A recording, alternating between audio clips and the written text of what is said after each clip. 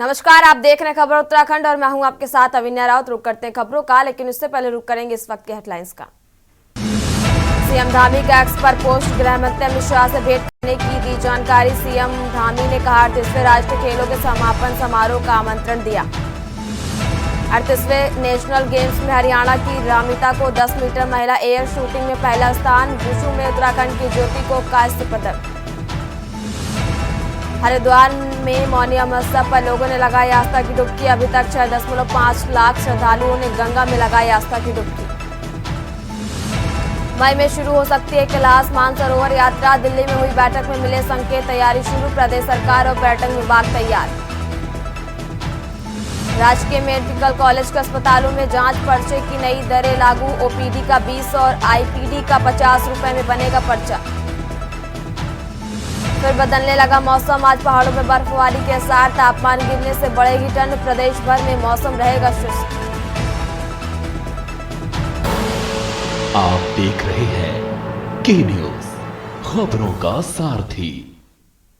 रुक करते हैं खबरों का। सीएम धामी ने गृह मंत्री से मुलाकात की और सीएम धामी ने गृह मंत्री अमित शाह से मुलाकात की और बड़ी जानकारी आपको बता रहे हैं। जहां सीएम धामी ने गृह मंत्री अमित शाह से की मुलाकात। सीएम धामी ने अपने एक्स पर पोस्ट कर ये जानकारी दी। गृह मंत्री जी से भेंट कर यूसीसी की दी जानकारी। सीएम धामी ने अपने एक्स पर पोस्ट कर ये जानकारी दी। गृह मंत्री जी से भेंट कर यूसीसी की दी जानकारी। 38वें राष्ट्रीय खेलों के समापन समारोह का आमंत्रण भी दिया। निकाय चुनाव में बीजेपी की जीत को लेकर चर्चा भी की गई। सीएम धामी ने गृह मंत्री से मुलाकात की।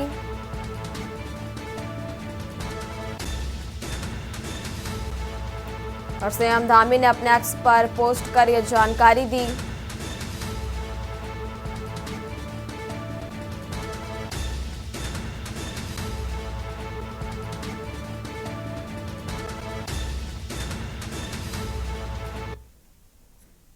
और बात करें हरिद्वार की, जहां मौनी अमावस्या पर लोगों ने आस्था की डुबकी लगाई और श्रद्धालुओं ने हर की पौड़ी पर सहित कई घाटों पर आस्था की डुबकी लगाई। और अभी तक 6.5 लाख श्रद्धालुओं ने गंगा में डुबकी लगाई। और बड़ी जानकारी आपको हरिद्वार से बता रहे, जहां सुरक्षा व्यवस्था को लेकर प्रशासन भी पूरी तरह से मुस्तैद रहा।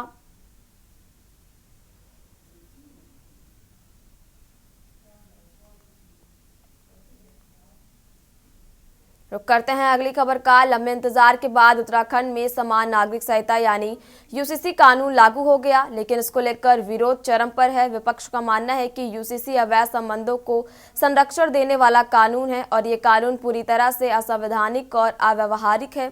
इस कानून में कई तरह की खामियां हैं। इस कानून के लागू होने के बाद 1 साल तक प्रदेश में रहने वाले लोग भी उत्तराखंड के मूल निवासी माने जाएंगे। सबसे ज्यादा विरोध मूल निवास और लिव इन रिलेशनशिप को लेकर हो रहा। यूसीसी में महिलाओं को संरक्षण देने की बात तो भाजपा सरकार कर रही, लेकिन महिलाओं को पहले से ही ये अधिकार है। ऐसे में कहीं ना कहीं ये कानून तमाम पुराने कानूनों को मिलाकर बना एक भानुमति के पिटारे की तरह बताया जा रहा। विपक्ष रोजगार, महंगाई और विकास की योजनाओं को लेकर सरकार से जवाब मांग रहा है। देखिए हमारी खास रिपोर्ट में।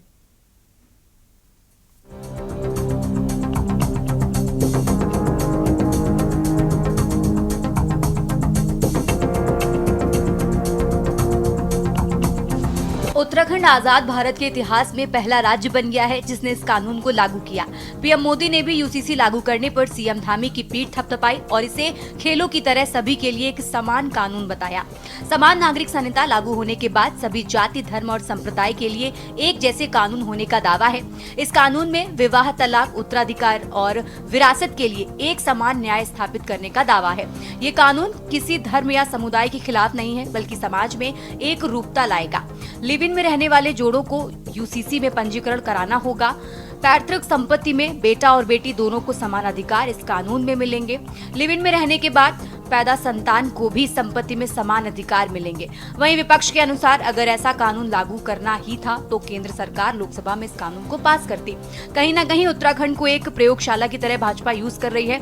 यूपी के सीएम योगी आदित्यनाथ पहले ही इसकी हवा निकाल चुके हैं। उन्होंने कहा कि यूसीसी की कोई आवश्यकता नहीं है, यूपी में ये कानून पहले से ही लागू है।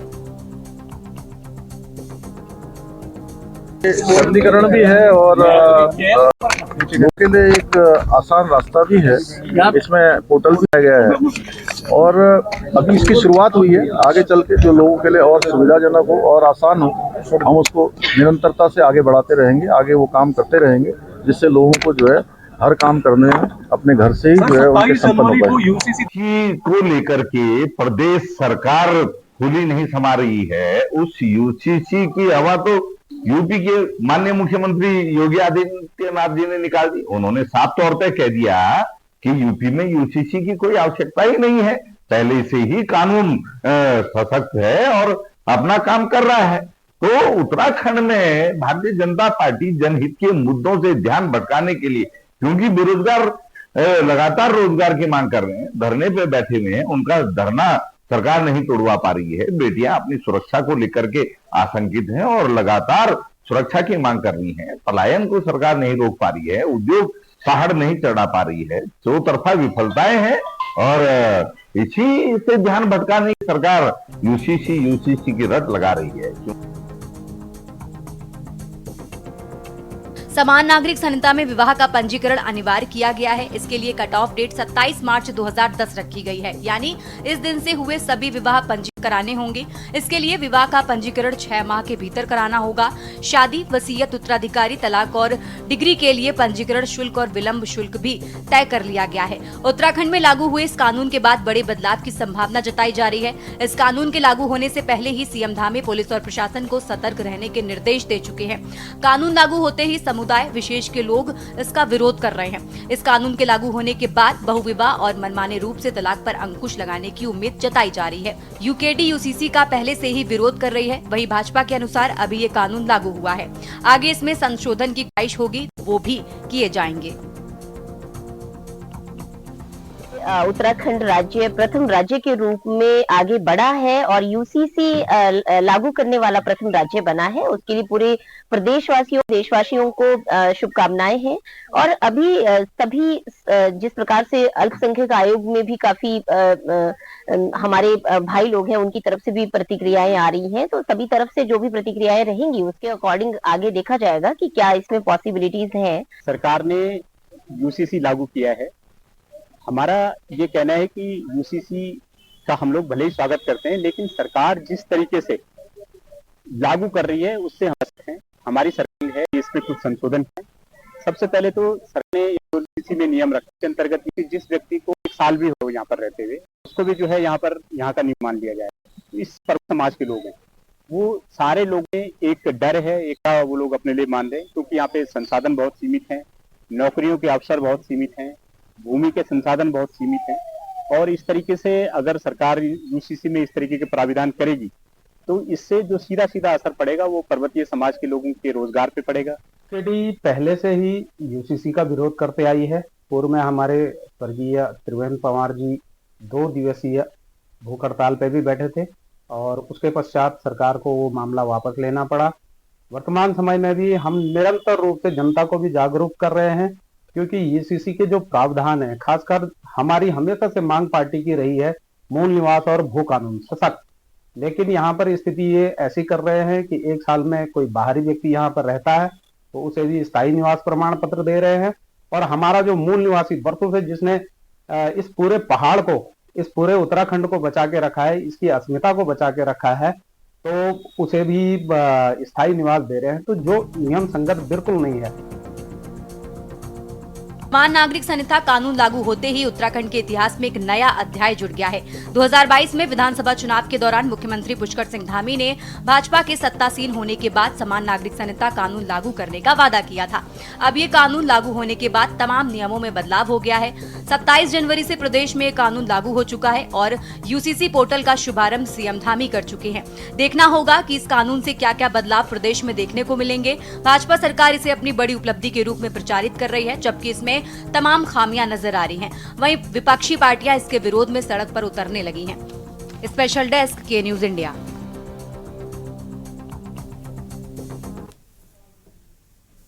करते हैं अगली खबर का। नैनीताल में एक दिल को झकझोर देने वाली घटना सामने आई। नैनीताल के मल्लीताल स्थित शाला का ताला तोड़कर रात में अंदर बंधी एक छोटी बच्चिया के साथ अज्ञात ने दुष्कर्म किया है। इस घिनौनी घटना पर लगने से लोगों में आक्रोश भड़क उठा।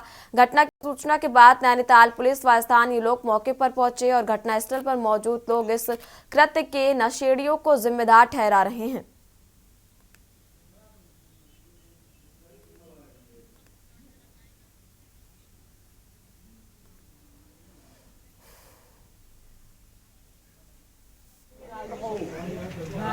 ये इसका कुंडा खुला है। पहले कौन सा कह रहे हैं? पहले यहाँ पे जिस समय मैं पहुँचा यहाँ पे उस समय गाय। देखिए, कल रात कुछ अराजक तत्वों ने जो है गौ माता को बांधकर कुछ अनैतिक कृत्य करने का प्रयास किया और काफ़ी चोटें भी पहुंचाई हैं। उनका उपचार किया गया है, डॉक्टरों ने भी देखा है, कुछ सैंपल्स भी लिए हैं और हमारी प्रशासन से मांग है कि जल्द से जल्द ऐसे लोगों को पकड़ा जाना चाहिए क्योंकि इससे शहर का माहौल ख़राब हो रहा है। था कि एक शिकायत उनके पास आई हुई है कि बेस्टेलिटी का कोई केस दर्ज हुआ है। एक गाय में जो है किसी ह्यूमन के द्वारा अमानवीय कृत्य हेतु जो है किया गया है। इसके लिए किसी अज्ञात व्यक्ति के खिलाफ जो है आरोप मतलब शिकायत करी है किसी ने, तो उसके लिए हमसे मेडिकल परीक्षण के लिए उनके द्वारा जो है। ये मामला मल्लीताल थाना क्षेत्र का है। अंडा मार्केट में गौशाला है, वहाँ पे एक गौवंशीय पशु के साथ क्रूरता का मामला सामने आया है। इसमें एक तहरीर हमें मिली है, सुसंगत धाराओं में इसमें अभियोग पंजीकृत किया जा रहा है। उस बछिया को पशु चिकित्सक के पास मेडिकल के लिए भेजा गया है। इसमें अग्रिम कार्रवाई की जा रही है। खबर उत्तरकाशी से, जहां बड़कोट नगर पालिका परिषद के मुख्य सहित अन्य मार्गों पर लगातार जाम की समस्याएं बनी रहती हैं। बड़े हिंदू आस्था वाली चारधाम यात्रा का यहां पहला पड़ाव होने के बाद भी शहर को जाम से निजात नहीं मिल रही। शहर के बंदियों को उम्मीद है कि सरकार विशेष योजना के तहत स्थानीय बाशिंदों सहित धार्मिक पर्यटकों को सुगम आवागमन उपलब्ध कराया जाएगा। लोगों ने स्वीकार किया है कि आवागमन सामान्य करने में पुलिस को लगातार पसीना बहाना पड़ता है।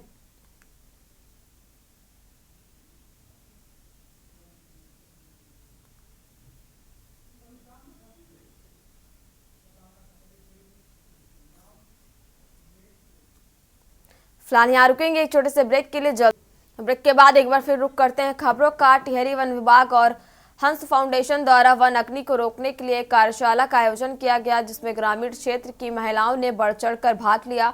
विकास भवन के पास आयोजित इस कार्यशाला में महिलाओं को वन अग्नि से बचाव के उपाय बताए गए और उन्हें आवश्यक उपकरण भी प्रदान किए गए। कार्यक्रम में जिलाधिकारी मयूर दीक्षित, डीएफओ पुनीत तोमर, वन विभाग के कर्मचारी, हंस फाउंडेशन प्रोजेक्ट मैनेजर और अन्य अधिकारी कर्मचारी मौजूद रहे। इस अवसर पर क्षेत्र की महिलाओं ने जंगलों को बचाने के लिए गीत भी गाए। ये कार्यक्रम वन संरक्षण के प्रति ग्रामीण महिलाओं की जागरूकता को बढ़ाने के लिए महत्वपूर्ण कदम साबित हुआ है।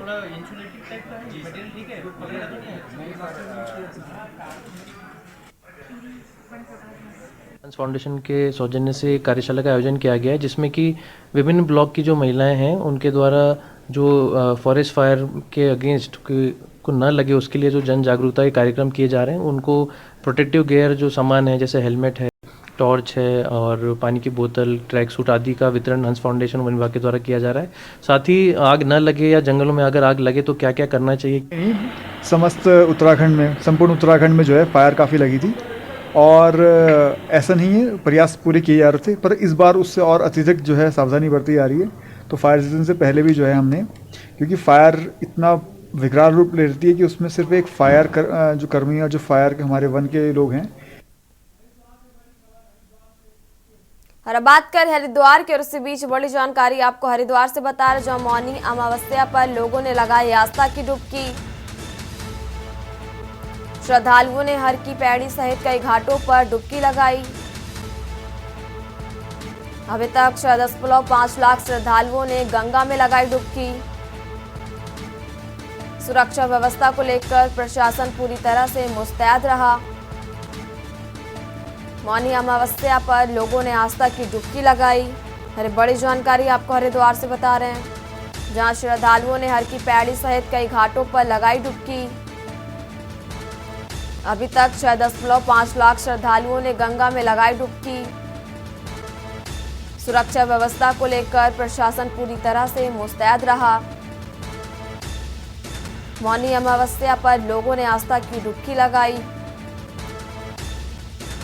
श्रद्धालुओं ने हर की पैड़ी सहित कई घाटों पर लगाई डुबकी। अभी तक 6.5 लाख श्रद्धालुओं ने गंगा में लगाई डुबकी। सुरक्षा व्यवस्था को लेकर प्रशासन पूरी तरह मुस्तैद रहा। मौनी अमावस्या पर लोगों ने लगाई डुबकी। श्रद्धालुओं ने हर की पैड़ी सहित कई घाटों पर आस्था की डुबकी लगाई। अभी तक 6.5 लाख श्रद्धालुओं ने गंगा में लगाई डुबकी।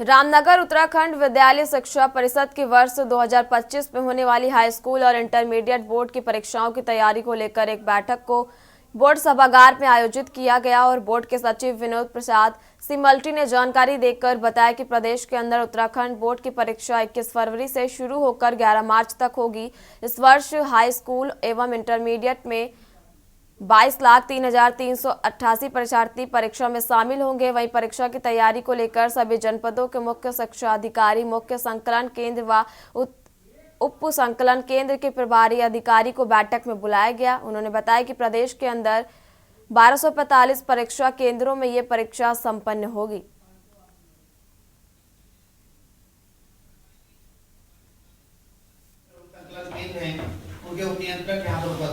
आज परिषद मुख्यालय के सभागार में उत्तराखंड के 13 जनपदों के मुख्य शिक्षा अधिकारियों के साथ में और मंडलीय अधिकारियों के साथ में जनपदों के संकलन केंद्र के उप नियंत्रकों के साथ में परीक्षा पूर्व एक गोष्ठी का आयोजन यहाँ पर हो रहा है, जिसमें वर्ष 2025 की परीक्षाओं के संचालन के संबंध में आवश्यक दिशा निर्देश उनको दिए जा रहे हैं।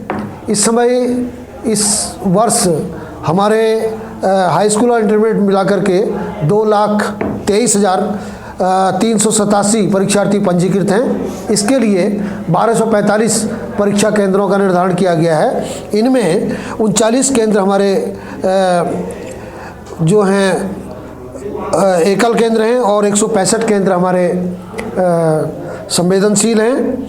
इसके लिए जनपद टिहरी गढ़वाल में 135 केंद्र सर्वाधिक बनाए गए हैं और सबसे कम 42 केंद्र जनपद चंपावत में है।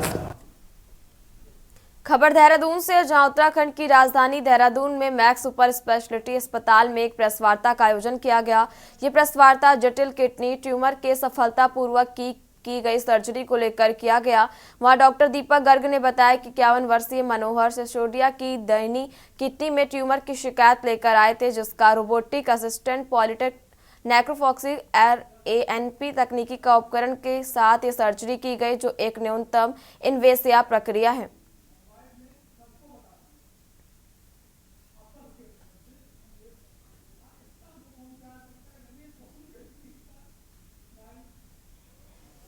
के ट्रीटमेंट को लेके हमने एक जैसे मैक्स हॉस्पिटल में एक जटिल केस हमने करा, तो उसके बारे में हमने प्रेस कॉन्फ्रेंस करी। मनोहर जी जब मेरे पास आए थे तो इनके हमने पाया कि इनकी किडनी में ट्यूमर है। किडनी में ट्यूमर बहुत अनकॉमन चीज़ नहीं है। अपने 5 to 10% पेशेंट्स में मिलता है, बट इनमें थोड़ा कठिन इसलिए था क्योंकि इनकी जो अच्छी किडनी थी, लेफ्ट किडनी ऑलरेडी इनकी बहुत अच्छी फंक्शनिंग नहीं थी। उसका कारण क्या रहा, बचपन की इंसल्ट थी, कोई इन्फेक्शन था, वो हम नहीं बता सकते, बट इनकी लेफ्ट किडनी छोटी थी और जो फंक्शनिंग किडनी थी उसी में ट्यूमर था। अगर हम उस पूरी किडनी को निकाल देते तो ये डायलिसिस पे आ जाता।